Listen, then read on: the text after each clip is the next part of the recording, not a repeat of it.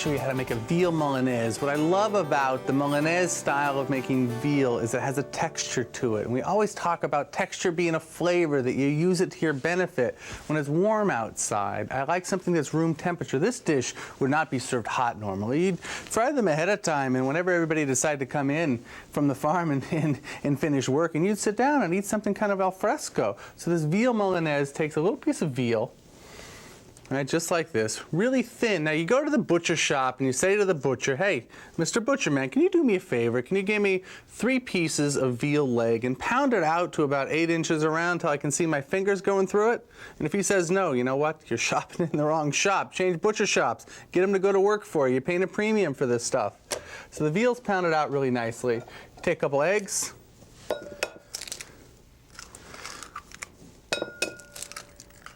Take a fork and mix the eggs up. You see the yolks? You see how yellow those yolks are? That's a great egg.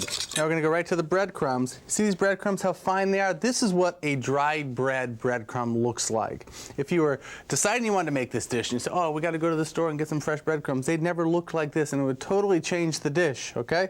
Now we have almost equal parts breadcrumbs to veal. You have kind of like 3 ounces of veal, 3 ounces of breadcrumbs on each cutlet. We're going to flavor them up with a little bit of Reggiano. This cheese gets crispy in there. It's like the best part of a cheese sandwich when it all cooks together. A little prezzemolo, some Italian parsley, never ever that curly stuff. Some salt. I like to season things like this because the seasoning goes right into the meat at the same time. So we're going to take our meat and we're going to season it a little bit.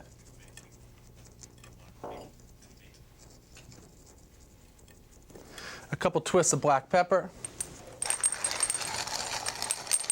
Push the seasoning into the meat so it doesn't come off into the flour or the egg. Okay, so the veal's going to go right into the all-purpose flour, regular all-purpose flour, just a little bit.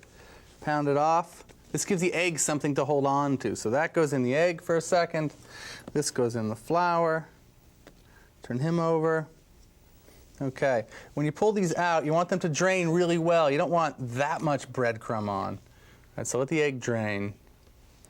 That goes inside. Breadcrumb goes on top. Now you can do these hours ahead. You can actually do these in the morning and cook them in the evening. The longer the breadcrumbs sit on them, the more it becomes an integral part of the meat.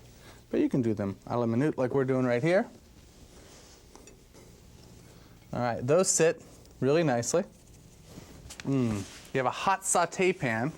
Now, I talk about sauteing a lot. This is actually a little bit more of a shallow fry. I saute in extra virgin olive oil. I fry in pure olive oil. Pure olive oil is a little bit lighter. You can see the color.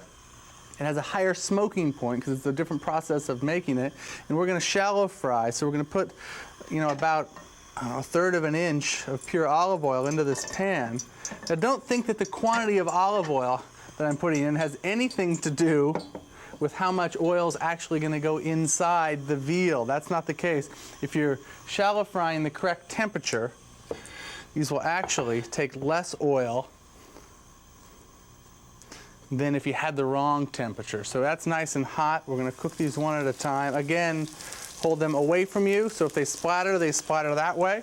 We're going to give them about 30 seconds on this side, turn them over once, and they're going to go right onto this landing pad to catch any excess oil right on here.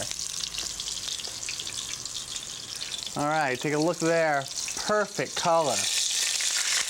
That guy turns over once. He takes about 10 seconds on this side, and that's all it'll need.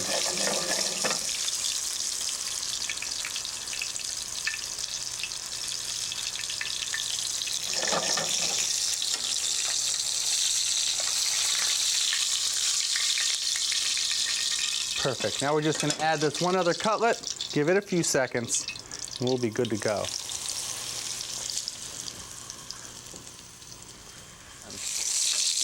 Look at that. Okay, so these guys come right over onto a platter for 2. They can be done ahead of time Like I said, you can eat these room temperature. I love things like this. I think we get too caught up with everything needing to be hot. I used to always freak me out in the restaurant. People always send their food back like they'd rather have it hot and misprepared than perfect temperature and flavorful. Okay, so we're gonna take a little arugula right here in the middle. I love these things like this where it's big old salad in the middle, little piece of veal.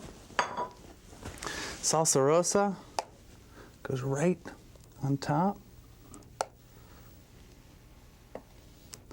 A little extra to pass on the side. Now, in typical Milanese fashion, we're going to take a little bit of lemon. Give that a squeeze right on top. That's going to go in with that olive oil flavor and that crispness and set the whole thing on fire. A little Parmigiano right on top of that.